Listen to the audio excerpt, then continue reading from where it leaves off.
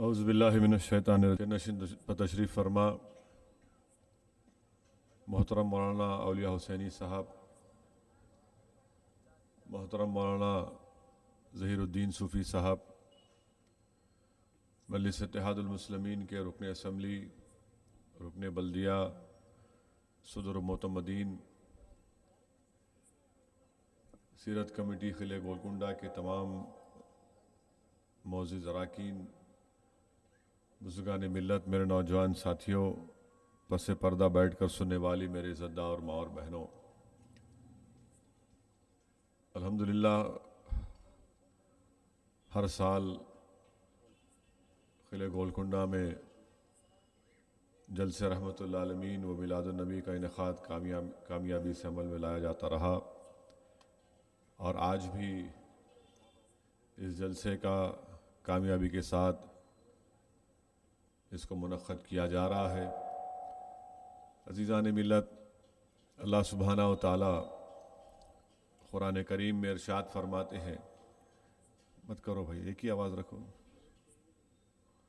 اللہ سبحانہ و تعالی قرآن کریم میں ارشاد فرماتے ہیں سورہ توبہ میں آیت نمبر 24 میں، جس کا ترجمہ علماء کرام نے یہ کیا کہ اللہ قرآن میں فرماتا ہے کہ اے میرے محبوب، آپ فرما دیجئے کہ اگر تم اپنے باپ، اپنے بیٹے، اپنے بیویاں، اپنے بھائی، اپنے رشتہ دار، اپنی دولت،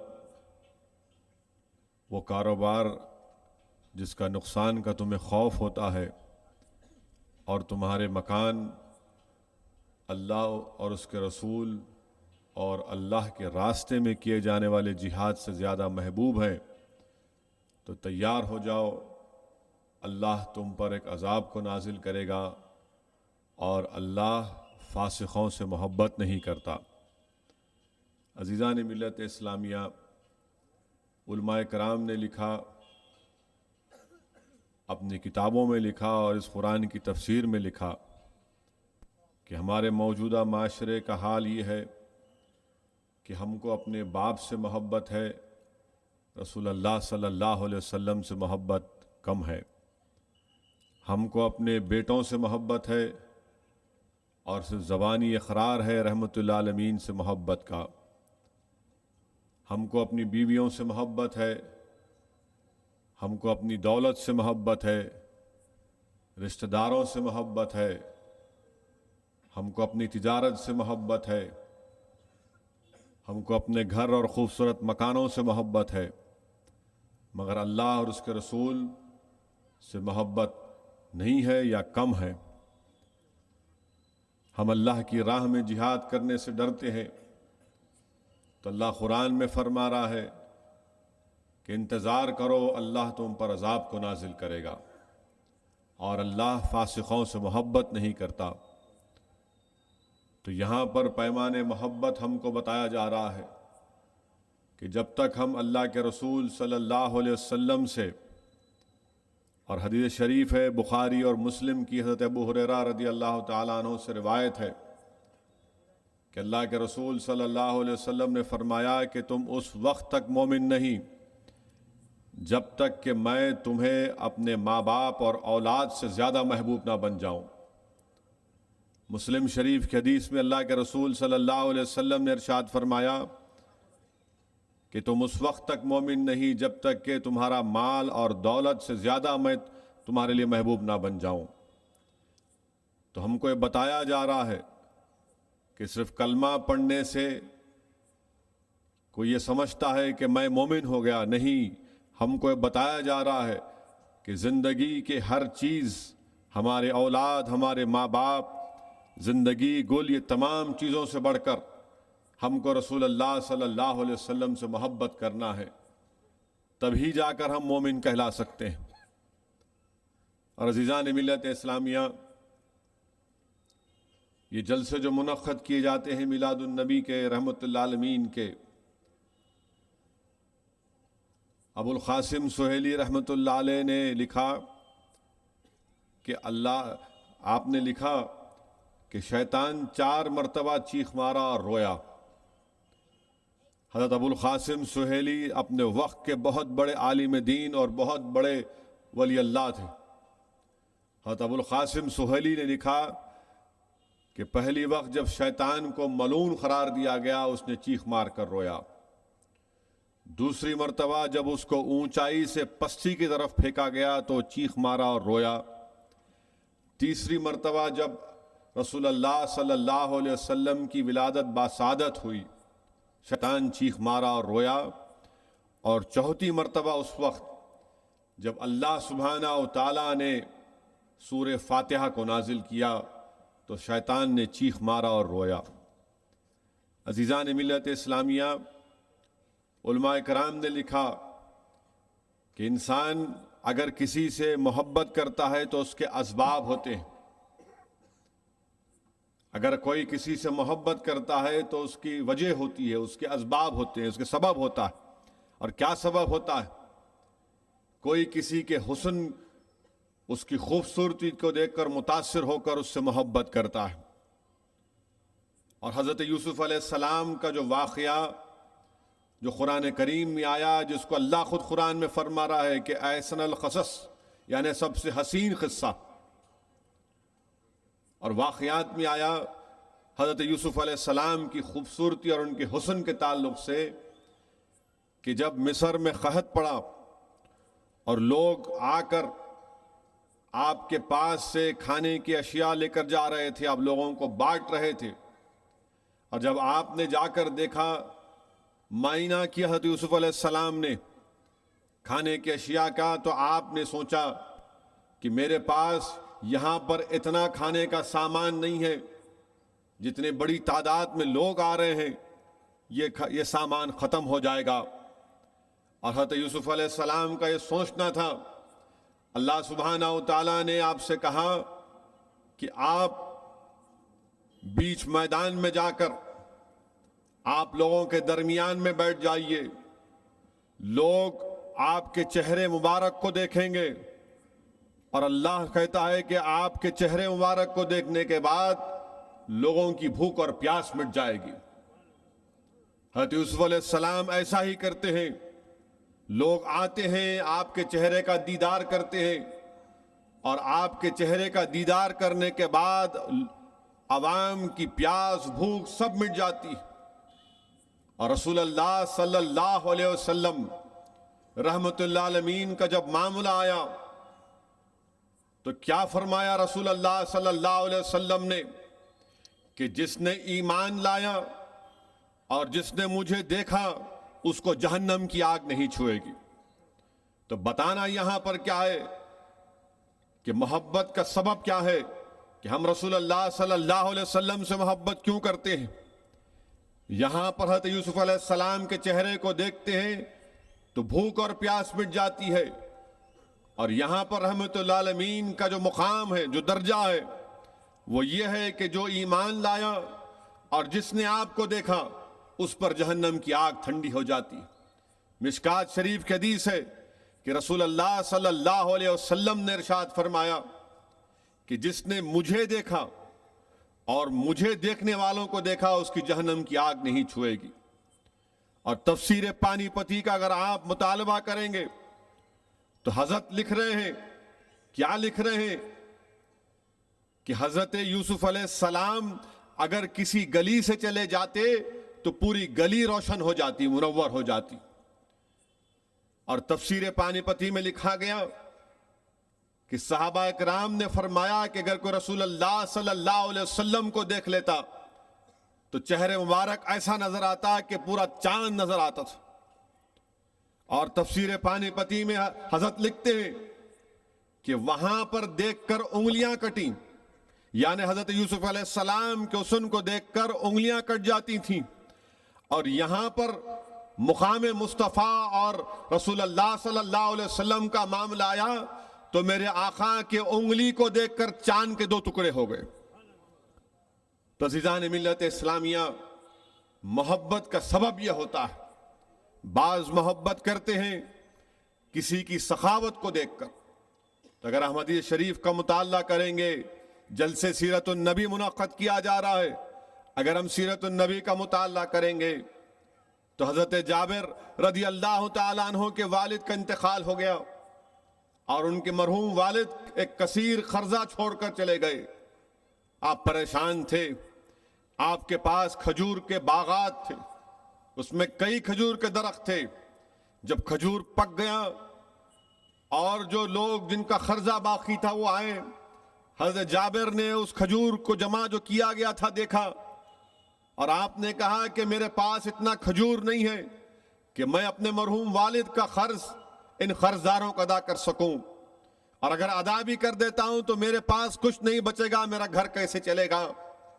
اب آپ اندازہ لگائیے کہ حضرت جابر رسول اللہ صلی اللہ علیہ وسلم کی طرف دوڑتے ہیں اور جا کر رسول اللہ صلی اللہ علیہ وسلم سے عرض کرتے ہیں, یا رسول اللہ یہ معاملہ ہے. رسول اللہ صلی اللہ علیہ وسلم حضرت جابر کے ساتھ آتے ہیں اور کہتے ہیں کہ سب سے بہترین کھجور جو تمہارے باغ میں میرے سامنے رکھو. جب رحمت اللہ عالمین صلی اللہ علیہ وسلم کے سامنے رکھ دیا جاتا ہے, اللہ کے رسول ارشاد فرماتے ہیں کہ بلاؤ تمہارے والد کے قرضداروں کو. اور جب ان کو بلایا جاتا ہے رحمت اللہ عالمین حکم فرماتے ہیں کہ اٹھاؤ, تمہارا جتنا حصہ ہے اٹھا لو. پورے قرضدار اپنا حصہ اٹھا لیتے ہیں, مگر اس کے باوجود بھی اتنا کھجور بچ جاتا ہے کہ حضرت جابر رضی اللہ تعالیٰ عنہ پریشان ہو جاتے ہیں اور اللہ کے رسول صلی اللہ علیہ وسلم کا شکریہ ادا کرتے ہیں. تو سخاوت یہ ہے کہ سخاوت کو دیکھ کر محبت میں اضافہ ہو جانا. پھر تیسری چیز, لوگ محبت کرتے ہیں کسی کے کمال کو دیکھ کر کہ بھئی اس میں بڑا کمال ہے, اور اس کے کمال کے سبب کو دیکھ کر محبت کرتے ہیں. عزیزان ملت اسلامیہ, اگر ہم سیرت نبوی کا مطالعہ کریں گے, ایک وقت ایسا بھی آیا کہ مدینے میں حضرت بلال نے اذان دی فجر کی, اور صرف مسجد نبوی میں اللہ کے رسول صلی اللہ علیہ وسلم اور حضرت بلال ہیں. رحمت اللہ عالمین ارشاد فرماتے ہیں کہ بلال نماز کے لیے لوگ کیوں نہیں آئے؟ حضرت بلال نے عرض کیا کہ یا رسول اللہ صلی اللہ علیہ وسلم بہت سردی ہے اسی لیے شاید نہیں آئے. فوراً رحمت اللہ عالمین اللہ کی بارگاہ میں دعا کرتے ہیں کہ یا اللہ اس سردی کو کم کر دے, اس سردی کی تکلیف کو میرے صحابیوں کے لیے کم کر دے تاکہ وہ آ کر تیرے سامنے سر بسجود ہو جائیں. رحمت اللہ عالمین ادھر ہاتھ اٹھاتے ہیں اور گرمی شروع ہو جاتی. حضرت بلال عرض کرتے ہیں کہ اتنی گرمی ہوئی کہ صحابہ اکرام نماز فجر ادا کرنے کے بعد پنکھا کر رہے تھے. تو یہ کمال ہے رسول اللہ صلی اللہ علیہ وسلم کا. واقعات میں آیا, عزیزان حدیث شریف میں آیا کہ ایک مرتبہ فتح مکہ کے بعد اللہ کے رسول صلی اللہ علیہ وسلم ایک گھر میں گئے تو حدیث کے الفاظ ہیں کہ رحمت اللہ عالمین کا چہرے انور 14ویں کی چاند کی طرح چمک رہا تھا, اور رسول اللہ صلی اللہ علیہ وسلم کے سامنے ایک معصوم بچے کو کپڑے میں لپٹے ہوئے پیش کیا گیا اور کہا گیا رسول اللہ صلی اللہ علیہ وسلم یہ بچہ بات نہیں کرتا, یہ بچہ گونگا ہے. اللہ کے رسول صلی اللہ علیہ وسلم نے اس معصوم بچے کی طرف دیکھ کر کہا کہ بتا میں کون ہوں. جس کو اس کے گھر والے نے کہا کہ یہ گونگا ہے, وہ معصوم بچہ کہتا ہے کہ میں گواہی دیتا ہوں کہ آپ اللہ کے رسول صلی اللہ علیہ وسلم ہیں. اور پھر رسول اللہ صلی اللہ علیہ وسلم جب چلے جاتے پھر وہ بچہ نہیں بات کرتا حتیٰ کہ حالت جوانی میں آ جاتا. پھر رسول اللہ صلی اللہ علیہ وسلم کے سامنے پیش کیا جاتا. پھر رسول اللہ صلی اللہ علیہ وسلم رحمت اللہ عالمین اس سے پوچھتے ہیں کہ بتا میں کون ہوں. جو زندگی بھر اپنی اس عمر سے جوانی تک بات نہیں کیا جس کو زمانے نے گونگا کہا, اور پھر سے کہتا ہے کہ آپ اللہ کے رسول صلی اللہ علیہ وسلم. تو کمال کو دیکھ کر محبت کرنا. حدیث شریف میں آیا کہ مکے کی سرزمین ہے, وادی مکہ ہے, اللہ کے رسول صلی اللہ علیہ وسلم لوگوں کو اللہ کی وحدانیت کی دعوت دیتے ہیں, اپنی رسالت کی دعوت دیتے ہیں. اور ایک دن ایسا آیا کہ لوگ انکار کیے.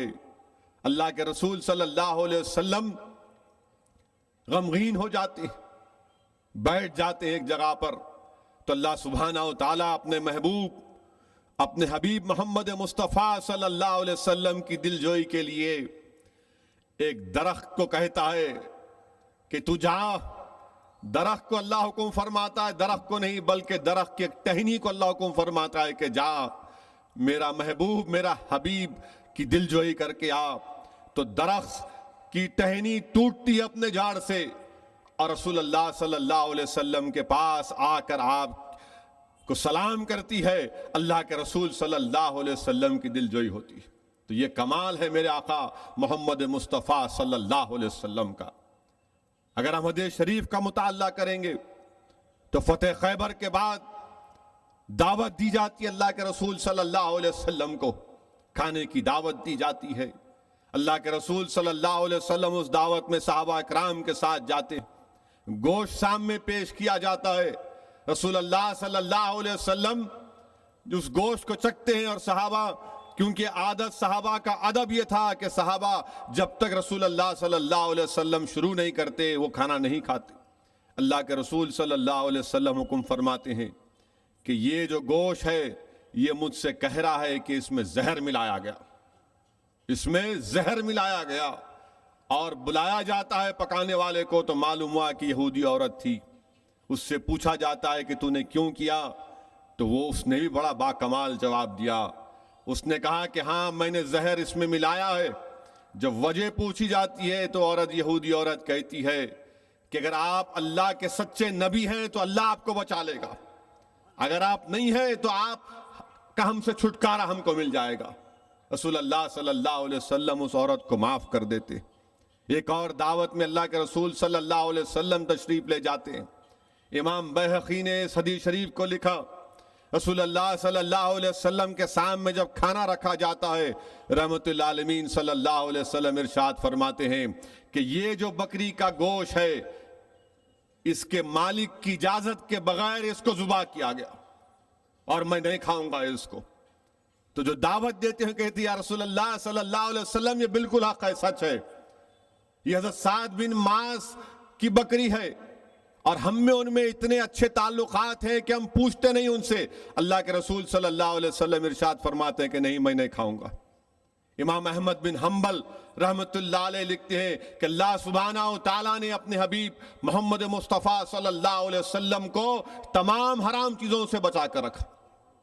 عزیزان ملت اسلامیہ، اسی لیے محبت کا تقاضا یہ ہے میرے عزیز دوستو، محبت کا تقاضا یہ ہے کہ جس کے حکم پر چاند کے 2 ٹکڑے ہو گئے، جن کے اشارے پر سورج پلٹ کر آ گیا، جنہوں نے زمین پر نگاہ ڈالی تو زمین کے پورے راز منکشف ہو گئے، جنہوں نے مسجد نبوی میں اپنا ہاتھ بڑھایا تو جنت کے انگور کے گوشے ہاتھ کو لگ گئے، جنہوں نے اعلان فرما دیا، پیشن گوئی فرما دی کہ سراخا کا اس وقت تک انتقال نہیں ہوگا جب تک کہ کسرا کے کنگن نہیں پہنیں گے. آؤ عزیزان ملت اسلامیہ، اس سیرت النبوی کے جلسے سے میں تم کو پیغام دیتا ہوں کہ رسول اللہ صلی اللہ علیہ وسلم سے محبت کرو. یہ دنیا ختم ہو جائے گی اور اس دنیا کی محبت ہم کو نہ خبر میں کام میں آئے گی نہ اس دن حشر کے میدان میں ہم کو کامیاب کر سکے گی. ہاں اگر کوئی چیز کام میں آئے گی تو ہے رسول اللہ صلی اللہ علیہ وسلم سے محبت. اور کون سی محبت؟ جس کا ذکر اللہ قرآن میں کر رہا ہے کہ ہم کو یہ بتایا جا رہا ہے کہ مومن تم اسی وقت ہوگے جب تم اللہ کے رسول صلی اللہ علیہ وسلم سے اپنے باپ، اپنی اولاد، اپنے بیوی، اپنے بھائی، اپنے رشتہ دار، اپنی دولت، اپنی تجارت اور اپنے مکان سے بڑھ کر نہیں چاہو گے. اگر نہیں کرو گے تو اللہ فرما رہا ہے انتظار کرو میرا عذاب تم کو گھیر لے گا. اور اللہ فرما رہا ہے کہ اللہ فاسقوں سے محبت نہیں کرتا. علماء اکرام متفق ہیں کہ فسق کفر ہے، اس لیے بہت ضروری ہے کہ جب کوئی زبان سے اقرار کرتا ہے تو پھر عمل کر کے بھی دکھانا پڑے گا، اور جب عمل کریں گے تو یقیناً پیٹھ پر مار پڑے گی، جسمانی تکالیف کا سامنا کرنا پڑے گا. کیونکہ جلسے سیرت النبوی ہے، واقعات میں آیا کہ کعبے کا صحن ہے اور اللہ کے رسول صلی اللہ علیہ وسلم سے بدتمیزی کی جا رہی ہے. کفاران مکہ رسول اللہ صلی اللہ علیہ وسلم کو تکلیف دے رہے ہیں اور صدیق اکبر اس نظارے کو نہیں دیکھ سکتے. وہ بیچ میں آ جاتے ہیں. اللہ کے رسول صلی اللہ علیہ وسلم کو چھوڑ کر صدیق اکبر کو مارا جاتا ہے. اتنا مارتے ہیں کہ آپ کے چہرے پہ ناک نظر نہیں آتی، آپ بے ہوش ہو جاتے ہیں۔ اور جب صدیق اکبر کو اپنے گھر کو لے کر جاتے ہیں، جب آپ کو ہوش آتا ہے تو زبان مبارک پر جو جملہ ہوتا ہے، صدیق اکبر پوچھتے ہیں کہ بتاؤ اللہ کے رسول صلی اللہ علیہ وسلم کیسے ہیں؟ کہ بتاؤ اللہ کے رسول صلی اللہ علیہ وسلم کیسے ہیں؟ خاندان والے ناراض ہو جاتے ہیں کہ یہ کیا جس کے لیے مار کھایا اسی کی فکر کر رہے ہیں۔ کھانا اور پانی پیش کیا جاتا ہے، انکار کرتے ہیں، اور ان کی ماں سے پوچھتے ہیں کہ بتائیے رسول اللہ صلی اللہ علیہ وسلم کہاں ہے؟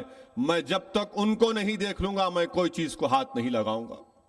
اور جب آپ کو دارالارقام جہاں پر رحمت اللہ عالمین ہوتے ہیں وہاں پر لے کر جاتے ہیں، اور جب رسول اللہ صلی اللہ علیہ وسلم صدیق اکبر کا ہاتھ پکڑتے ہیں تو حدیث شریف کے الفاظ ہیں کہ اللہ کے رسول صلی اللہ علیہ وسلم پر رقت طاری ہو جاتی، رسول اللہ صلی اللہ علیہ وسلم پر رقت طاری ہو جاتی۔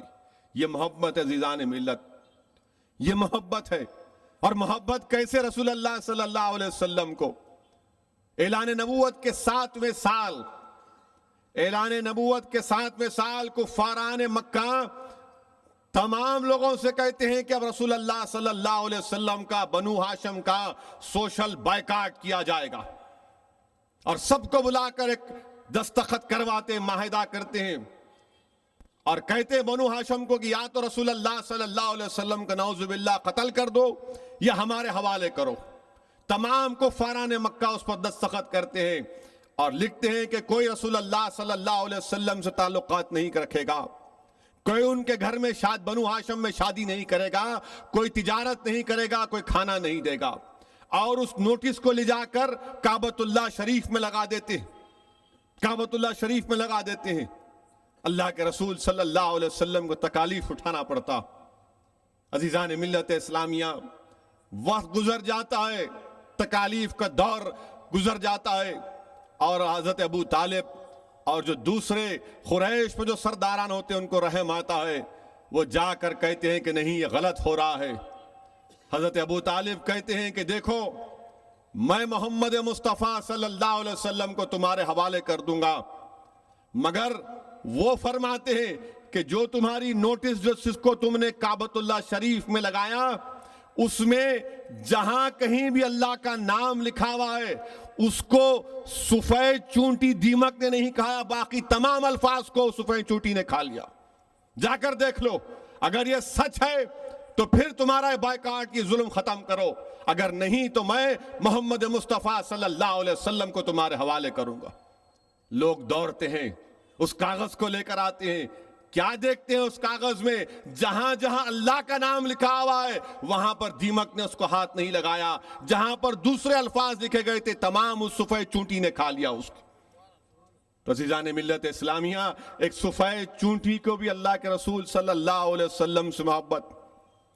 میرے عزیز دوستوں، میرے نوجوانوں، محبت کس کو کہتے ہیں؟ محبت جنگ احد میں حضرت ایک صحابی حضرت زیاد بن مسکن رضی اللہ تعالیٰ عنہ زخمی ہو جاتے ہیں۔ رحمت اللہ عالمین صحابہ کرام سے پوچھتے ہیں کہ کہاں ہے زیاد بن مسکن؟ صحابہ عرض کرتے ہیں یا رسول اللہ صلی اللہ علیہ وسلم وہ زخمی ہے، اور آپ اتنے زخمی ہو جاتے ہیں کہ چل نہیں سکتے، آپ کے جسم سے اٹھا کر لاتے ہیں، اللہ کے رسول صلی اللہ علیہ وسلم کے سامنے رکھتے ہیں۔ یہ صحابی رسول حضرت زیاد بن مسکن رضی اللہ تعالیٰ عنہ اپنے وجود کو گھسیٹتے ہوئے اپنے جسم کو رسول اللہ صلی اللہ علیہ وسلم کے قدم مبارک کے قریب لاتے ہیں، اپنے سر کو رسول اللہ صلی اللہ علیہ وسلم کے قدم مبارک پر رکھتے ہیں، اور اسی وقت آپ کی روح نکل جاتی۔ اسی لیے تو شاعر نے کیا خوب کہا، وہ شعر مجھے یاد نہیں آ رہا کہ شاعر نے کیا خوب کہا کہ گر وقت اجل سر تیری چوکھٹ پہ ڈھر ہو، جتنی ہو قضا ایک ہی سجدے میں ادا ہو۔ عزیزان ملت اسلامیہ، یہ رسول اللہ صلی اللہ علیہ وسلم سے محبت ہے کہ زید بن دسانہ کو کفار پھانسی دے رہے ہیں، اور جب پھانسی کے تختے پر ہیں تو ان کو تکلیف دینے کے لیے پکار کر کہتے ہیں کہ زید کیا اچھا ہوتا کہ تیری جگہ پر محمد مصطفیٰ صلی اللہ علیہ وسلم ہوتے۔ وہ چیخ مار کر بولتے ہیں، یہ الفاظ ان کے لیے تلوار کی ضرب سے زیادہ تکلیف دہ تھا، پکار کر کہتے ہیں کہ نہیں نہیں، میں اس بات کو بھی برداشت نہیں کر سکتا کہ میں اپنے گھر میں آرام سے بیٹھا رہوں اور ایک کنکر رسول اللہ صلی اللہ علیہ وسلم کے تلوے مبارک کو چوب جائے۔ عزیزان ملت اسلامیہ، یہ دین ہم کو جو ملا میرے نوجوانوں، یہ دین ہم کو آسانی سے یا محلات سے نہیں ملا۔ اس راہ میں ہمارے صحابہ کرام نے قربانیاں دی اور محبت کیسے میسے مظاہرے پیش کیے، جو ہم تمام کو دعوت دیتے ہیں کہ اگر تم رحمت اللہ عالمین سے محبت کرتے ہو تو آؤ، مصائب اور مشکلات کا سامنا کرو، ایثار اور قربانی کے مظاہرے کرو، اپنے جان اور مال کو اس دین کی سربلندی کے لیے قربان کرو، اپنی اولاد کو رسول اللہ صلی اللہ علیہ وسلم کی ناموس کے لیے قربان ہونے کے لیے تیار ہو جاؤ۔ یہ ہم کو دعوت فکر دیتی۔ اور عزیزان ملت اسلامیہ، جب تک ہم اس طرح کے محبت کے مظاہرے نہیں کریں گے، ہم دنیا میں فائدہ نہیں اٹھا سکتے، نقصان ہی نقصان اٹھائیں گے۔ اگر یہی ہمارا رویہ رہا، یہی ہماری سوچ اور فکر رہی، یہی ہمارا نفاق رہا، یہی ہمارا منتشر ہو جانا چھوٹی چھوٹی باتوں پر اور کسی پر انگلی اٹھانا، کوئی آ کر یہ کہہ دے ہم اس کے جھوٹ کیا اقرار کرتے ہیں اور سچائی کو نہیں سمجھتے، تو پھر نقصان ہم کو اٹھانا پڑے گا۔ اس لیے بے حد ضروری ہے، خاص طور سے آج کے اس پرآشوب دور میں بے حد ضروری ہے کہ کیا ہم کر رہے ہیں۔ کہ 12 ربیع الاول کا جلوس نکلتا ہے، بہت اچھی بات، علماء کرام کی موجودگی میں نکلتا ہے، مگر یہ کون سا مزاج ہے میرے عزیز دوستو کہ نوجوان ایک دوسرے پر رنگ پھینکے؟ یہ کس کا مزاج ہے؟ یہ کس کی تہذیب ہے؟ یہ تو اسلامی تہذیب نہیں ہے، یہ ہماری تہذیب نہیں ہے، اغیاروں کی ہے۔ یہ ان لوگوں کی تہذیب ہے جن کے لیے جہنم تیار کی گئی ہے۔ یہ کون سا مزاج ہے کہ ہم گنبد خضرا کو بنائیں اور روڈ پر رکھ دیں اس کو؟ کیا کوئی جانتا بھی ہے وہ کیا ہے؟ جس جگہ پر اللہ کے رسول صلی اللہ علیہ وسلم کا جسم اطہر ہے، شاہ ولی اللہ محدث دہلوی لکھتے ہیں کہ وہ جگہ اللہ کے عرش سے بھی متبرک ہے، اور اس جگہ پر یہ گنبد خضرا۔ علماء کرام نے لکھا، کیا کیا لکھا اس بارے میں، کاش تم پڑھ لیتے، مگر نہیں، ہم کو ماڈل بنانے کا نہیں۔ میرے عزیز دوستو، یہ نہیں ہے۔ تم نے تو اپنا گھر سجا لیا، بازار سجا لیے، مگر اپنے دل کو بھی تو سجاؤ، اپنے گھر سے برائیوں کا تو خاتمہ کرو۔ یہ جو سوچ ہماری فکر تبدیل ہوتے جا رہی ہے، اس کو بھی تو تبدیلی لے کر آؤ۔ دیکھو زمانہ آج کیا ہو چکا۔ میں آپ کو جذبات میں نہیں لا رہا ہوں، بلکہ شیخ عبدالحق محدث دہلوی اپنی کتاب میں لکھ رہے ہیں کہ اللہ کے رسول صلی اللہ علیہ وسلم سے محبت، رسول اللہ صلی اللہ علیہ وسلم کی ہر بات سے محبت، جس چیز کو رسول اللہ صلی اللہ علیہ وسلم سے نسبت ہو جائے اس سے محبت، صحابہ کرام سے محبت، آل مصطفیٰ سے محبت، امت محمدی سے محبت، یہ بھی حقوق مصطفیٰ، یہ بھی حقوق مصطفیٰ۔ اس بنیاد پر میں تمہارے سامنے کھڑے ہو کر کہہ رہا ہوں کہ اس راستے کو چھوڑو، ترک کرو، چھوڑو اپنے بھائیوں کو مارنا۔ کیا کوئی پہلوان ہو جاتا ہے کسی کو قتل کرنے سے؟ کیا کوئی بہادر ہو جاتا ہے کسی مسلمان کو مارنے سے؟ لعنت ہے ان لوگوں پر جو اپنے بھائی کا قتل کرتے ہیں۔ اور یاد رکھو، جن لوگوں نے مسلمان کا قتل کیا ان کی جگہ مجلس اتحاد المسلمین میں نہیں ہے، ان کی ضرورت نہیں ہے ہم کو۔ اور تم یاد رکھو، تمہارا تعاقب میں کروں گا۔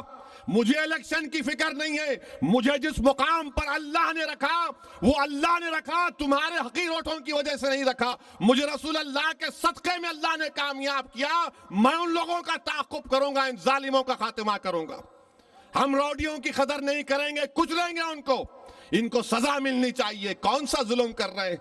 جاؤ مظفر نگر، ہمت ہے تو وہاں پر جاؤ، اپنے بہادری کے مظاہرے کرو۔ ارے تم تو مقنص ہو، تم معصوم لوگوں پر ہاتھ اٹھاتے، غنڈہ گردی کرتے۔ جاؤ مظفر نگر، جاؤ، جا کر پنجہ آزمائی کرو وہاں پر۔ نہیں جائیں گے، دو گلی میں کتوں کی طرح پھریں گے اور اپنے آپ کو بہادر سمجھیں گے۔ لعنت ہے ان لوگوں کی زندگی پر۔ مسلمان مر رہا ہے، کٹ رہا ہے دنیا میں۔ آج مظفر نگر میں 200 ہماری بچیوں کی عصمت لوٹی گئی، 150 سے زائد بچے شہید ہو گئے, 40 سے زائد معصوم بچے بھوک اور پیاس دواؤں کی وجہ سے بلک بلک کر اپنی ماؤں کی گود میں دم توڑ دیے, مگر ہم بدلنے کا نام نہیں لیں گے. کیا تم انتظار کرو گے اپنی تباہی اور بربادی کے لیے؟ ارے جو لوگ ہم پر انگلیاں اٹھاتے ہیں, سوچو وہ مظفر نگر حیدرآباد کا دیکھ لو کیا فرق ہے, یہاں پر ان میں کیا فرق ہے. یہاں پر اگر کوئی ٹریفک والا چالان لگاتا ہے تو وہ نوجوان اس کو روک کر سٹینڈ ڈال کے بولتا ٹھہر, فون لگاتا ہوں اب بھی. یہ مزاج ہے, یہ قوم کا مزاج ہے, یہ مزاج اللہ کا کرم ہے, سرکار مدینہ محمد مصطفیٰ صلی اللہ علیہ وسلم کا صدقہ ہے. اس میں ولی اللہ کی دعائیں ہیں, ہمارے بزرگوں کی قربانیاں ہیں, تب تو مزاج بنا. جو لوگ مجلس اتحاد المسلمین پر انگلیاں اٹھا رہے ہیں, جاؤ مظفر نگر, وہاں نہیں جا سکتے. میلاد کا جلوس نکلیں گا تو ہم سامنے رہیں گے. یہ تھوک لگا کر شہیدوں میں شامل ہونے والے, ارے باز آ جاؤ, باز آ جاؤ, ہم تمہارا تعاقب کریں گے. تم نہیں سمجھ رہے, ہم خاموش نہیں بیٹھیں گے. مظفر نگر کی تباہی اور بربادی ہم تمام کو دعوت دے رہی ہے کہ آج ان لوگوں کی تکلیف کو سمجھو. اگر کچھ نہیں کر سکتے ان کی مدد کے لیے تو کم سے کم جس جگہ پر تم آرام سے ہو, جس جگہ پر تمہاری اولاد کا تحفظ ہے, جس جگہ پر تمہاری ماں اور بہنوں کا تحفظ ہے, اللہ کا شکر تو ادا کرو, اللہ کا شکر تو ادا کرو. اور اگر ہم شکر ادا نہیں کریں گے تو پھر کیا فائدہ؟ اور پھر یہ حال, یہ پولیس کا عجیب مزاج. بچے روڈوں پر بچیوں کو چھیڑتے تو پولیس والے اس چھیڑخانی کو روکتے نہیں, پارک میں جا کے اٹھ بیٹھ کراتے. اگر انسپیکٹر صاحب اگر آپ کے گھر والی کو بچی کو اٹھ بیٹھ کرائے اور یوٹیوب پہ ڈالے تو کیا سوچیں گے آپ؟ یاد رکھو, میں پوری قوم سے کہہ رہا ہوں کہ پولیس کو اختیار نہیں ہے کہ بچے اور بچوں کو اٹھ بیٹھ کرائے, یہ ہمارا اختیار ہے. میرا بیٹی ہوگی, میرا بھائی ہوگا, میں اولاد ہوں گا, چپل نکال کے ماروں گا, مگر کسی کو اختیار نہیں ہے کہ میری بچیوں کا روڈ پر اٹھ بیٹھ کرانا. پولیس کا کام یہ ہے کہ بھگا دینا ان لوگوں کو وہاں سے, اٹھ بیٹھ کرا کے یوٹیوب پہ ڈالتے ہیں اس کو. یاد رکھو, اگر ہم پولیس کو اجازت دیں گے تو کل یہ لوگ کیا کریں گے, اپنی ریوالور نکال کر گولی ماریں گے سر پہ اور کہیں گے یہ لشکر طیبہ کا ایجنٹ تھا, یہ دہشت گرد تھا. پولیس کا کام نہیں ہے. آپ بھگاؤ ان لوگوں کو. یہ جتنے سٹے کے سینٹر چل رہے ہیں, کیا قلعے گولکنڈہ کے دامن میں آج بھی ناجائز شراب نہیں بک رہی؟ کیا وہاں پر جا کر دعویٰ نہیں مارتے؟ کیوں, کیا وہاں سے پاکٹ مل رہی تمہارے کو؟ کیوں نہیں مرکز ان تمام برائی کے مراکز کو بند کرتے؟ یاد رکھو, اس طرح کے حرکتیں مجھے اس سے فرق نہیں پڑتا, مگر مجھے ڈر ہے کہ کل ان لوگوں کے اگر ہم تائید کریں گے تو کل یہ گولیاں ماریں گے بچے کو اور کہیں گے ہاں یہ دہشت گرد ہے. کل یہ گولی مار کر بولیں گے نہیں میرے کو چاقو سے حملہ کرنے آ رہا تھا. ارے روڈیوں کا خاتمہ کرو, پہلے چوروں کا خاتمہ کرو, جو تمہاری چمچا گیری کرتے رہتے ہیں دن بھر, ان کو ختم نہیں کریں گے. شرم آتی ہے ان لوگوں کو, شرم آنی چاہیے. کیسے ہماری بچی کا یوٹیوب ڈالتے؟ ہماری عزت ہے وہ. ہوں گی غلطی کری ہوں گی, انسان بشر ہے, غلطی ہوتی ہے, مگر اس کسی کو بدنام کریں گے, کسی کو توہین کریں گے تو پھر وہ اچھے راستے پر نہیں آتا. بتاؤ کہ ہم انسان سے غلطی نہیں ہوتی. اگر سر عام میں کہہ دوں کہ ان میں یہ برائی ہے تو کیا یہ آدمی سدھرے گا؟ وہ بولے گا نہیں, یہ تو مجھے بدنام کیا, میں ضد پہ آ جاؤں گا. اگر میں تقریر میں بھی واقعات بولتا ہوں تو نام نہیں لیتا ہوں کہ فلاں شخص کا نام نہیں لیتا. میں بہت سے چیزیں میرے دل میں ہیں اور میں ان رازوں کو لے کر اپنی خبر میں جاؤں گا. یاد رکھو, اس طرح کے برتاؤ کی مذمت کرنی چاہیے, تائید نہیں کرنی چاہیے. ہمارا کام یہ ہے کہ بزرگوں کا کام یہ ہے کہ گھر گھر ہر ایک کو سمجھاؤ. کیا فرماتے ہیں شیخ ابن عربی؟ یہ میں نے اس چیز کو پڑھا محدث دکن حضرت عبداللہ شاہ صاحب قبلہ رحمت اللہ علیہ کتاب میلاد نامہ میں. حضرت محدث دکن لکھتے ہیں کہ ابن عربی کا واقعہ لکھتے ہیں. بہت بڑے ولی, بہت بڑے ولی, بہت بڑے عالم شیخ ابن عربی کا واقعہ لکھتے ہیں کہ حضرت ابن عربی نے یہ کہا کہ ایک سنت مجھ سے پوری نہیں ہوئی.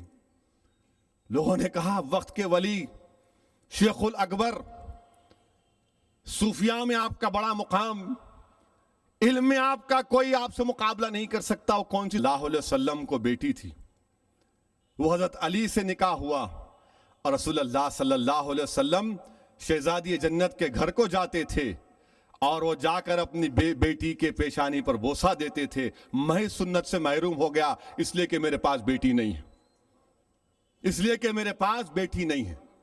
تو سوچو عزیز دوستو، ان چیزوں پر غور کرو. یہ جلسوں کا منعقد کرنے کا مقصد یہ نہیں ہے کہ سبحان اللہ الحمدللہ اور اس کے بعد گھر کو گئے تو تمام ختم ہو گیا. عزیز دوستو، پیغام لے کر جاؤ. یہ جو آل رسول یہاں پر آ کر آپ اور ہم سے خطاب کر رہے ہیں، دیکھو ان کی کیا کیا قربانیاں ہیں، کیسے کیسے مصائب اور مشکلات میں آل رسول نے دین اسلام کی قربانی دی، دین اسلام کی سربلندی کے لیے قربانی دی. آج وہ نے اٹھایا دلی میں کرپشن کے خلاف، سادگی کے خلاف. ہم اپنے منصب کو بھول گئے میرے عزیز دوستو، لوگ بھول گئے. آج پورے ملک میں بحث چل رہی ہے کہ سیاستدان کو سادگی سے رہنا چاہیے. میرے عزیز دوستو، ہم نے اپنے اسلاف کے ان تمام واقعات کو بھلا دیا. نوجوانوں، میں تم کو یاد دلا رہا ہوں، میں تم کو یاد دلا رہا ہوں. آج جو لوگ حکمران سے کہہ رہے ہیں کہ سادگی سے زندگی گزارو، صدیق اکبر نے کیا ارشاد فرمایا تھا؟ آپ نے ارشاد فرمایا کہ جو کمزور ہوگا، جو سب سے کمزور ہوگا، وہ میری آنکھوں میں مضبوط ہوگا. یہ صدیق اکبر کا ارشاد. آج یہ لوگ کہہ رہے ہیں، آج یہ لوگ کہہ رہے ہیں حکمران کمزوروں کی تائید نہیں کرتا. صدیق اکبر نے وہ مزاج ہم کو اس وقت دیا. آج انصاف کی بات کر رہے ہیں. لوگ کہہ رہے ہیں جمہوریت نہیں ہے. ارے جمہوریت تو ہمارے پاس ہے کہ فاروق اعظم کا دربار ہے. مہر کا مسئلہ اٹھتا ہے تو پردے کے پیچھے سے عورت کہتی ہے کہ وقت کے خلیفہ تم اس مسئلے میں غلطی کر رہے ہو. کیا کوئی کر سکتا ہے آج؟ کیا کوئی آج کر سکتا ہے؟ یہ بات کر سکتا ہے؟ یہ مزاج فاروق اعظم نے دیا. عزیزان ملت، یہ کس نے کہا کہ قوم کا حکمران قوم کا خادم ہوتا ہے؟ یہ فاروق اعظم نے کہا تھا اس وقت. یہ ہماری بدبختی ہے کہ ہم نے بھول گیا. کس نے کہا؟ آج پانی فری دینے کی بات ہوئی دلی میں تو یہی عثمان غنی ذوالنورین تھے جنہوں نے بیر روما کو خرید کر مدینے میں رسول اللہ صلی اللہ علیہ وسلم کی خدموں میں دے دیا. اور یہ نہیں دیکھا کہ اس پانی سے یہودی بھی پیئیں گے، کہا کہ سب کے لیے. یہ مزاج عثمان غنی ذوالنورین نے دیا کہ اس بیر روما کو خرید کر. عزیزان ملت اسلامیہ، لوگ آج انصاف کی بات کرتے کہ انصاف نہیں مل رہا، بچیوں کی عصمت ریزی ہو رہی ہے. ارے انصاف کس نے دیا؟ تو حضرت علی نے دنیا کو انصاف دیا. حملہ کرنے والا پکڑا گیا. آپ وصیت فرما رہے ہیں شیر خدا کہ اس کو مارنا نہیں، پورا مقدمہ چلاؤ، اس کے بعد سزا دو، اس کو کھانا کھلاؤ.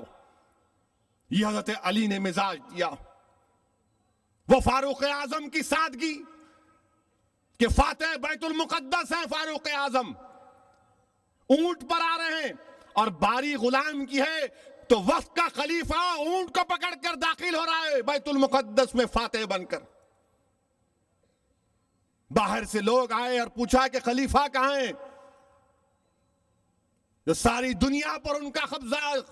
وہ کہتے ہیں کہ دیکھو وہ جھاڑ کے نیچے وہ جو ریت کا تکیہ بنائے لیٹے ہیں وہ ہمارے خلیفہ ہیں. عزیزان ملت، ہم نے اپنے منصب کو بھلا دیا. اگر ہم اپنے ان تمام واقعات کو یاد کرتے تو یقیناً اسد الدین اویسی کی زندگی میں بھی اور سادگی پیدا ہوتی. اور مرحوم قائد سالار ملت نے جو مزاج دیا ہم تمام کو، مجلسیوں کو، وہی دارالسلام کے چھوٹے کمرے میں بیٹھ کر، وہی دارالسلام کے چھوٹے کمرے میں بیٹھ کر جس میں کوئی روک ٹوک نہیں، کوئی بھی آ سکتا ہے، وہ غصہ کر سکتا ہے، ہم بھی اس سے بحث کر سکتے ہیں، وہ تعریف بھی کرتا ہے، شکایت بھی کرتا ہے. یہ مرحوم قائد جس نے اپنی زندگی میں کوئی سیکیورٹی نہیں لی، جس نے جلتے ہوئے فسادات میں اکیلا تن تنہا پہنچ جاتا تھا، یہ مزاج کس کا ہے؟ مجلس اتحاد المسلمین کا. اور ہم نے کہاں سے سیکھا؟ یہی سنت نبوی اور چاروں خلفائے راشدین کا بتلا ہوئے راستے. عزیزان ملت اسلامیہ، میرے نوجوانوں، قربانی کے لیے تیار رہو. یقیناً مظفر نگر میں جو ہوا وہ قابل مذمت ہے، ہم اس کو نہیں بھول سکتے. مگر نوجوانوں، میں تم کو بتا رہا ہوں، اللہ قرآن میں فرما رہا کہ نہ غم کھاؤ نہ سستی کرو، یاد رکھو تم ہی غالب ہوگے اگر تم سچے مومن ہو. ان کنتم مومنین. نوجوانوں، ڈرنے اور گھبرانے کی ضرورت نہیں ہے، ہم ہی غالب ہوں گے انشاءاللہ. ہم ہی غالب ہوں گے اگر ہم سچے مومن ہیں. کیا تم بھول گئے نوجوانوں کہ یہی حضرت بلال نے گرم انگاروں پر ان کو لیٹنا پڑا؟ حضرت خباب نے پھانسی کے پھندے کو اپنے گلے میں ڈالا تو مسکرا دیے. حضرت سمیہ کو نیزے سے شہید کیا گیا. کیا تم بھول گئے اس صحابی کی عظیم قربانی جس کو 2 اونٹوں کے درمیان میں رسیوں سے بن کے جسم کو چیر دیا گیا؟ کیا تم بھول گئے نوجوانوں کربلا کو؟ تم بھول گئے؟ کیا تم جنگ یمامہ کو بھول گئے؟ کیا تم قادسیہ کو اس میدان کو بھول گئے؟ کیا تم اس طائف کے میدان کو بھول گئے کہ جنگلی بچے رسول اللہ صلی اللہ علیہ وسلم پر پتھر برساتے تھے اور میرے آقا کو اپنے خون میں غسل کرنا پڑا؟ کیا تم بھول گئے احد کی قربانیوں کو؟ کیا تم بھول گئے خندق کی قربانیوں کو؟ کیا تمہارے پاس آج بھی کربلا کی عظیم آل رسول کی قربانیاں تم بھول گئے؟ کیا تم بھول گئے حضرت زینب کی قربانی کہ جنہوں نے اپنی آنکھوں سے علی اکبر علی اصغر کی شہادت کو دیکھا، جنہوں نے حضرت عباس کے بازو کو کٹتے ہوئے دیکھا، جنہوں نے حضرت قاسم کی جوانی کو لٹتے ہوئے دیکھا؟ مگر اگر کسی کے پاس دل ہوگا، کان ہوگا، تو روح زینب تم کو پکار کر کہہ رہی ہے، سرزمین دکن کے غیور نوجوانوں، کربلا کا ذرہ تم سے پکار کر کہہ رہا ہے. وہ دجلہ کا کنارہ جو اہل بیت کے خون سے لال ہوا وہ تم سے پکار کر کہہ رہا ہے کہ مسلمانوں نے ہندوستان مظفر نگر پر مایوس مت ہو، تم ہی غالب ہوگے اگر تم سچے مومن ہو. تم ہی غالب ہوگے اگر تم سچے مومن ہو. یاد رکھو ہم کو مومن بننا ہے. اور کیسے بنیں گے؟ جب رسول اللہ صلی اللہ علیہ وسلم کو ان تمام چیزوں سے بڑھ کر چاہیں گے. ماں سے بڑھ کر، باپ سے بڑھ کر، بھائی سے بڑھ کر، اولاد سے بڑھ کر، دولت سے بڑھ کر، گھر سے بڑھ کر، تجارت سے بڑھ کر، اسد الدین اویسی سے بڑھ کر، مجلس اتحاد المسلمین سے بڑھ کر رسول اللہ سے محبت کرو گے. جو رسول اللہ سے محبت کرے گا یقیناً وہ مجلس کی بھی محبت کرے گا. جو رسول اللہ صلی اللہ علیہ وسلم سے بغض کرے گا تو ظاہر ہے مجلس کو بھی کمزور کرنے کی کوشش کرے گا. مگر مجلس اتحاد المسلمین کمزور نہیں ہوگی. یہ رسول اللہ صلی اللہ علیہ وسلم کے صدقے میں چلنے والی جماعت ہے. یہ اللہ سبحانہ و تعالیٰ کا اس پر خاص کرم ہے.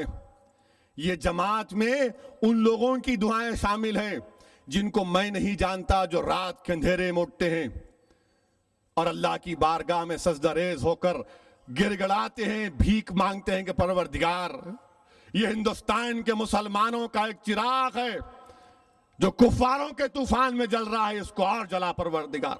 یہ ان لوگوں کی دعاؤں کا نتیجہ ہے.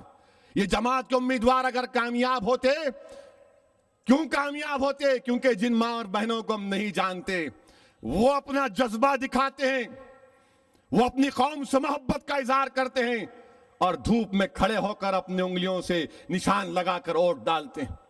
آج عزیز دوستو، مجلس اتحاد المسلمین کے ساتھ اراکین اسمبلی کو دیکھ کر دشمن جلتا ہے، دشمن جلتا ہے، تکلیف ہوتی ہے ان کو. یہی دیکھتے ہیں کیسے ان کی طاقت کو کمزور کیا جائے. یہ نہیں چاہتے کہ ایوان اسمبلی میں ہماری تعداد میں اضافہ ہو، اسی لیے تمام کے تمام ایک ہو رہے ہیں. تمام کے تمام دشمنان مجلس اتحاد المسلمین ایک ہو رہے ہیں. منافقین ایک ہو رہے ہیں، مشرکین ایک ہو رہے ہیں کہ نہیں، اب آنے والے اسمبلی اور پارلیمانی انتخابات میں مجلس اتحاد المسلمین کی کامیابی کو روکا جائے. اسی لیے نوجوانوں، میرے عزیز بزرگوں، میری عزتدار ماں اور بہنوں، اسد الدین اویسی تم سے بھیک مانگ رہا ہے اتحاد کی کہ متحد رہو. آج یہ سنگھ پریوار، یہ بابری مسجد کو شہید کرنے والے، یہ گجرات کی سرزمین کو ہمارے خون سے لال کرنے والے، وہ احسان جعفری کے جسم کے ٹکڑے کر کے جلانے والے، وہ سہراب الدین کو مار کر، اس کی بیوی کو گولی مار کر اس کے جسم کو جلانے والے، یہ تمام کے تمام نہیں چاہتے کہ مجلس اتحاد المسلمین کامیاب ہو جائے۔ ان کا مقصد کیا ہے؟ کہ ہندوستان کے سیکولرزم کو ختم کیا جائے، مسلمانوں کو ان کا غلام بنا دیا جائے۔ یہ نہیں چاہتے کہ کوئی جماعت ایسی رہے جو ان کی آنکھ میں ڈال کر سوالات کرے، پوچھے کہ بتاؤ میرا کیا حق ہے، مجھ پر کیوں ظلم کیا گیا، کیوں مجھے دہشت گردی کے کیس مجھ پر بک کیے گئے۔ یہ سب چاہتے ہیں کہ لوگ ان کے پیروں کے پاس کتوں کی طرح رہے۔ مجلس کہتی ہے کہ نہیں، یہ ملک تمہارا بھی ہے اور میرا بھی ہے، اس ملک میں تم پہلے درجے کا شہری نہیں، میں بھی پہلے درجے کا شہری ہوں، میں یہاں پر مالک ہوں، کرایہ دار نہیں ہوں، میرا حق مجھے ملنا چاہیے۔ یہ ان کو پسند نہیں آتا، یہ ان کو پسند نہیں آتا، یہ بے باکی ان کو پسند نہیں آتی۔ ان کو کون پسند آتا؟ وہ حرامی جو ناچنے گانے والا ایکٹر جو پتنگ پلا رہا ہے۔ یاد رکھ، تیری زندگی کی ڈور اللہ کاٹے گا، تو جائے گا قبرستان میں تو تجھے معلوم ہوگا کہ کون ہیرو تھا، کون ہیرو نہیں ہے۔ یہ وہ لوگ ان کو چاہتے ہیں جو ان کے سامنے آ کر تاتھیا کرتے ہیں۔ میں تم کو تاتھیا کرنے کی بات نہیں کر رہا ہوں، میں تم سے کہہ رہا ہوں کہ سرزمین رکھن کا ایک بچہ مودی کے سامنے کھڑے ہو کر کہے گا کہ تو قاتل ہے ہمارا، تو میری بہن کا قاتل ہے، تو ظالم ہے۔ یہ مزاج مجلس اتحاد المسلمین کا ہے، یہ مزاج مجلس اتحاد المسلمین کا ہے۔ نام سلمان رکھنے سے کوئی سلمان نہیں ہو جاتا، سلمان رشدی بھی ہے۔ اب بتاؤ، جو لوگ، جو نوجوان اس کو ہیرو سمجھتے، جو اس کا ٹکٹ خرید کے جا کے اس کے بےہودے پنے کو دیکھتے، اب تم کیا کرو گے؟ کیا نہیں دیکھنے کا نہیں، جانا نہیں، پٹکنا نہیں؟ بیت الخلا کو کیوں جاتے؟ ضرورت ہے تو جاتے نا، ضرورت ہے تو جانا، جاتے کہیں کو آپ؟ یہ کون ہے ہمارے ہیرو کون ہو سکتے ہیں؟ ہمارے ہیرو کون ہو سکتے ہیں؟ ہمارے ہیرو اولیاء اللہ ہو سکتے ہیں، ہمارے ہیرو علماء کرام ہو سکتے ہیں جن کے سینوں میں اللہ اس کے رسول کا علم ہے۔ کون یہ ہمارے ہیرو؟ یہ ذلیل، یہ گندے، یہ مشرک۔ کبھی کبھی تو مجھے سمجھ میں نہیں آتا کیسا پیدا ہوئے یہ لوگ۔ عزیزان ملت، اسی لیے یہ سمجھ رہے ہیں غلطی اس کی بھی نہیں ہے نا، کیونکہ یہ جانتے ہیں کہ ہاں اس کو بتاؤ لوگ خوش ہو جائیں گے۔ ارے دیکھو انہیں گیا تھا، ارے انہیں جائیں گا، اس کا باپ جائیں گا تو بھی فرق نہیں پڑنا چاہیے، کوئی بھی جاؤ، یہ سرزمین دکن ہے۔ اور مجھے پوری امید ہے ہندوستان کے 25 کروڑ غیور مسلمانوں کہ وہ اس ظالم کا ساتھ نہیں دیں گے، وہ اس ظالم کو روکیں گے جمہوری انداز میں، اور ہم روکیں گے انشاءاللہ تعالی۔ حد تو یہ ہو گئی کہ ہندوستان میں انکم ٹیکس نکالیں گے، انکم ٹیکس کے بارے میں بابا رام دیو ایکسپرٹ ہو گئے۔ اب عجیب و غریب، ناک بن کے سانس لینے والا انکم ٹیکس۔ برطانیہ میں ایک جزیرہ ان کے نام کے ہے، سنا اخبار میں آیا، انہوں بولے انکم ٹیکس، ابا چارٹرڈ اکاؤنٹنٹ ہو گئے شاید، انہوں یوگا کی ڈگری نہیں ہے، چارٹرڈ اکاؤنٹنٹ کی ڈگری ہے ان کے پاس۔ انہوں اور یہ موزی بیٹھ کے بول رہے، اور انہیں کیسا موزی جس کو شیاما پرساد مکھرجی کو شام لال، موہن داس کرم چند گاندھی کو موہن لال، یہ عجیب لال، کتنے لال ہے اس کے نہیں معلوم۔ عزیزان ملت، ان لوگوں کا مقابلہ کرنا ہے، اور وہ کیسے مسلمان ہیں۔ اتر پردیش کی اسمبلی میں ملائم سنگھ کے پاس 40 کے قریب مسلم ایم ایل اے۔ ارے کہاں گئی تمہاری غیرت؟ کہاں گئے تمہارا وہ شان، تمہاری وہ عظمت؟ کہاں گیا تمہارا ایمان؟ کہاں گیا تمہارا وہ سوچ اور فکر؟ ارے کل حشر کے میدان میں ہم تمام کو کھڑے ہونا ہے، اس وقت تمہارا یہ مخنث نیتا جی نہیں آئیں گے، تمہارے نیتا جی نہیں آئیں گے، یہ آ کے نہیں بول سکتے. ارے یاد رکھو حشر کا میدان ہوگا, امت محمدی گواہ ہوگی کہ ان تک لا الہ الا اللہ محمد رسول اللہ کا پیغام پہنچ چکا تھا. وہ تمہارا مقام ہے, اور تم نیتا جی کے تلوے چاٹ رہے ہو, پیر پکڑ رہے ہو.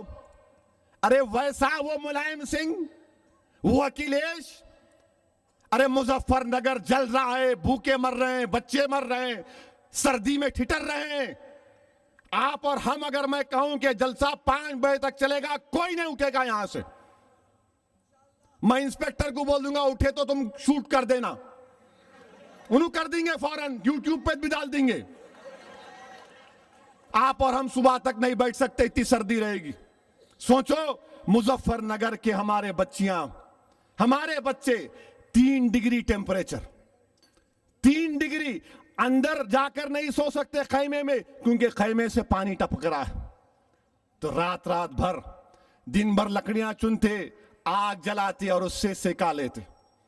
اور یاد رکھو ملائم سنگھ, یہ جو سکے لکڑیاں چن کر ہم آگ جلا رہے نا, اس آگ میں انشاءاللہ تعالی سماجوادی پارٹی تیرا خاتمہ ہوگا. انشاءاللہ تعالی تیرا خاتمہ ہوگا. تو فی النار تھا, ہے اور رہے گا. سیاسی طور پر تو اسی آگ میں جلے گا. اور یاد رکھ, جب امت محمدی کا ایک مظلوم اپنے ہاتھ اٹھا کر اللہ سے بھیک مانگتا ہے کہ پروردگار مجھے اس لیے ستایا جا رہا ہے کہ میں تیرے حبیب کو امتی ہوں, تو اللہ کو شرم آتی ہے اس کے ہاتھوں کو خالی لوٹانے سے. مجھے پورا بھروسہ ہے کہ رب العالمین ان کی غیب سے مدد کرے گا, اور ہم اتنے کمزور نہیں ہیں کہ ان کی مدد نہیں کریں گے. میں جاؤں گا اتر پردیش کو, جیت ہار اللہ کے ہاتھ میں, مگر کم سے کم ان کو حوصلہ دلاؤں گا. اور یاد رکھو نوجوانوں, جس قوم کے پاس ایمان اور یقین ہوتا دنیا کی کوئی طاقت شکست نہیں دے سکتی. جس کے پاس ایمان اور یقین ہوتا اس کو کوئی نہیں ہرا سکتا. تمہارے پاس اگر ایمان ہے تو یقین پیدا کرو, یقین اگر ہے, ایمان نہیں ہے تو بیٹھو علماؤں کی صحبت میں, بیٹھو آل رسول کی صحبت میں, سیکھو ایمان کیا ہے, سمجھو دین کو, ایمان اور یقین کو پیدا کرو. کوئی ہم کو نہیں ہرا سکتا. جس کے پاس ایمان اور یقین ہوگا یقیناً وہ کامیاب ہوں گے, یقیناً وہ کامیاب ہوں گے. اور انشاءاللہ تعالی مجھے اللہ کی ذات پر پورا بھروسہ ہے کہ آنے والے اسمبلی اور پارلیمانی انتخابات میں یقیناً بی جے پی اور تیلگو دیسم مل کے لڑیں گے.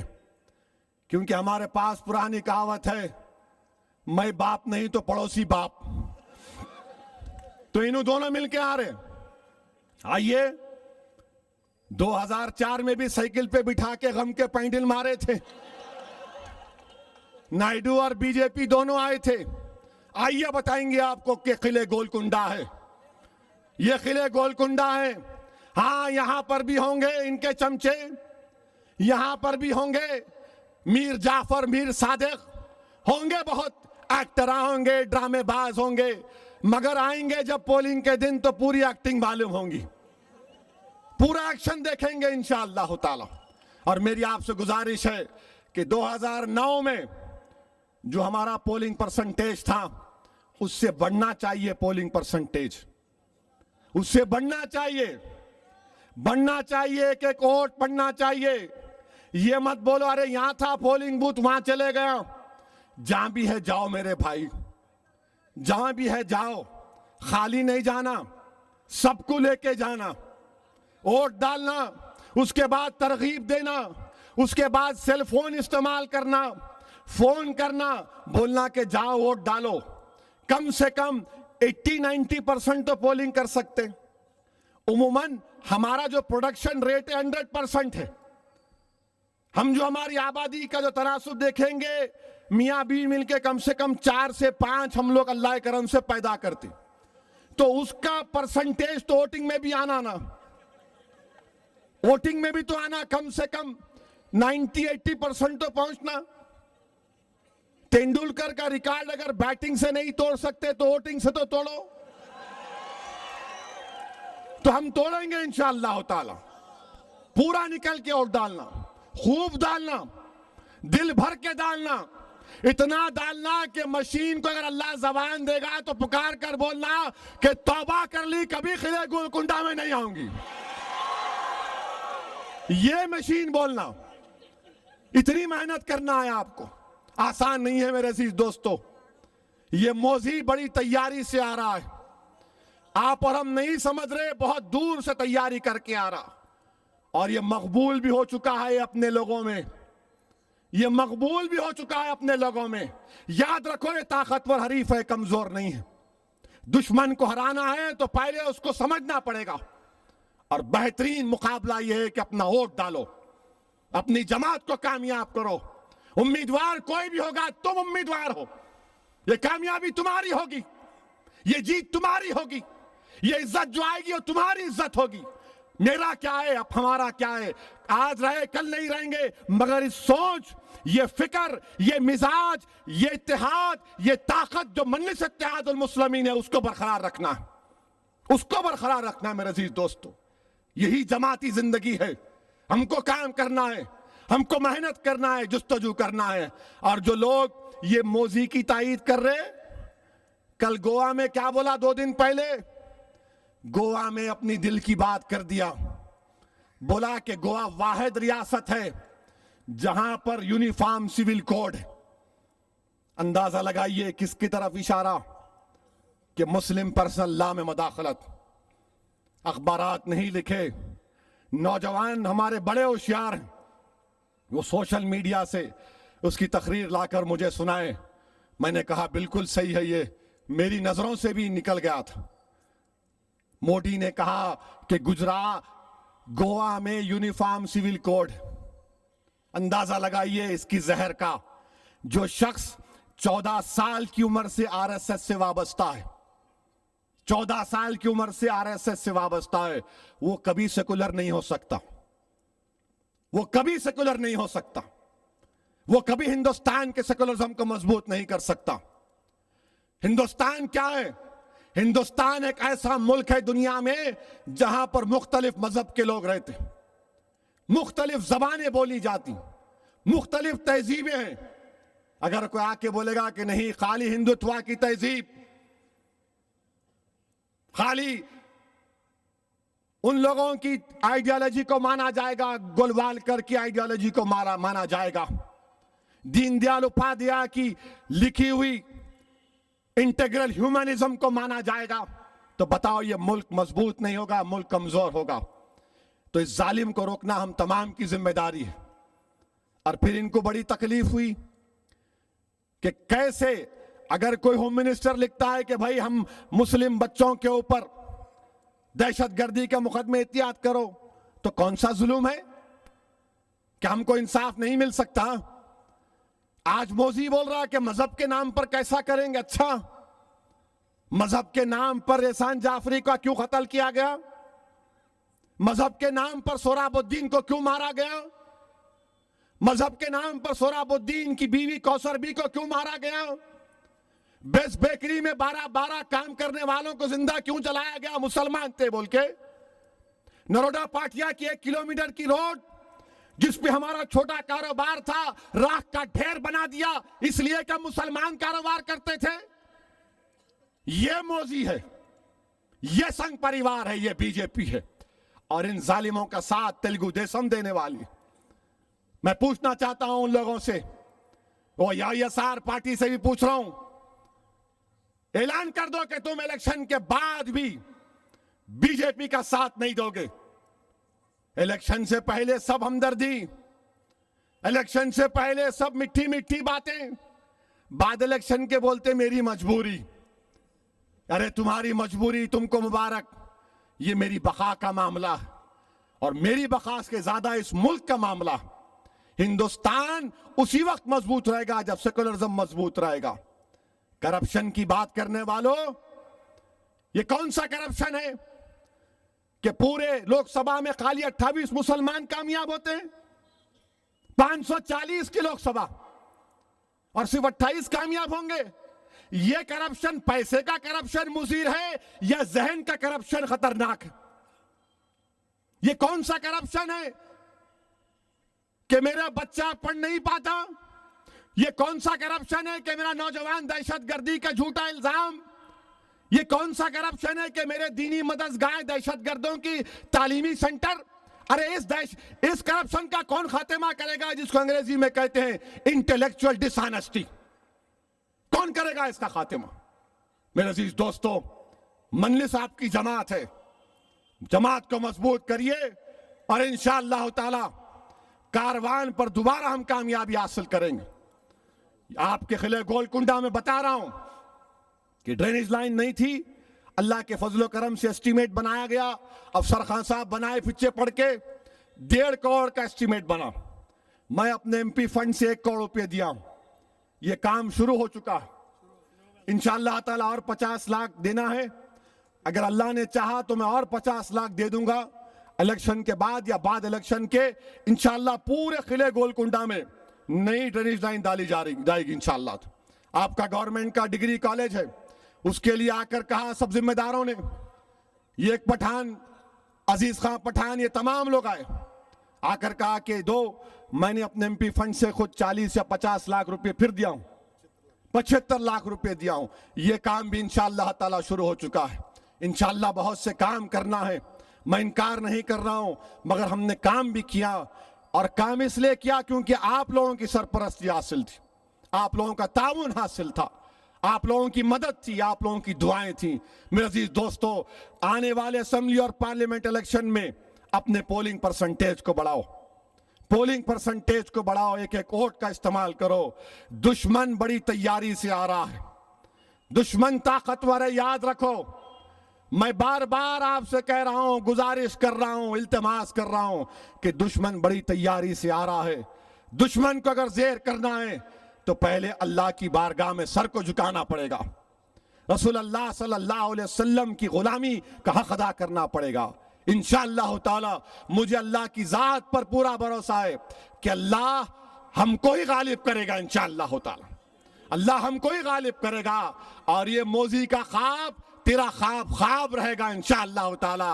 تو ہندوستان کے کونے میں جائے گا، تجھے ہو سکتا ہے وہاں پر یہ ناچنے گانے والے، یہ بد کردار، یہ مقنص، یہ تیرا پیر پڑیں گے، مگر یہ سرزمین دکن ہے جہاں پر ہمارے اسلاف نے ہم کو یہ درس دیا اور ہم کو بتایا کہ زندہ اگر رہنا ہے تو ظالم سے سینہ سپر ہو کر مقابلہ کرو، اور جب مقابلہ کرو تو اللہ کی ذات پر پورا توکل کرو اور اپنے بازوؤں پر بھروسہ رکھو، انشاءاللہ تعالی ہم کامیاب ہوں گے۔ وآخر الدعوانا الحمدللہ رب العالمین۔